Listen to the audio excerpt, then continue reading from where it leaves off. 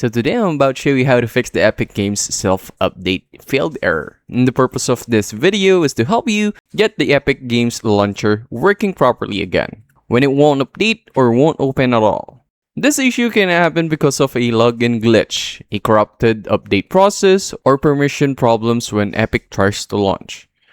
The fixes I'll show you are simple and work for most users without needing any advanced tools. Alright, so let's jump in.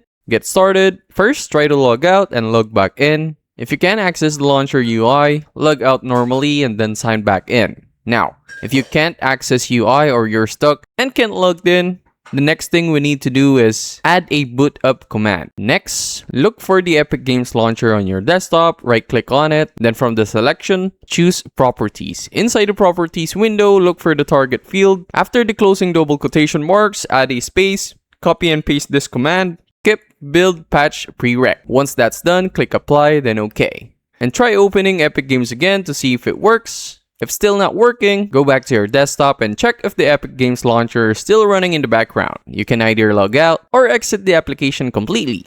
After that, right-click on the Epic Games launcher again and this time select Run as Administrator. This helps fix permission issues that block the self-update process. Now, if none of this worked, next step is uninstall and reinstall Epic Games. To do this, go to the search bar, type uninstall, then open add or remove programs. Find Epic Games Launcher, uninstall it, then restart your PC. Once your computer boots back, download the latest Epic Games Launcher from the official website or reinstall it fresh. And that's how you fix the Epic Games self-update failed error. Using these step by step, one of these solutions should get Epic Games up and running again without any issues. If this helped you out, please do like, subscribe, and comment down below what other topic you want me to break down next. Thanks for watching, and I'll see you on the next one.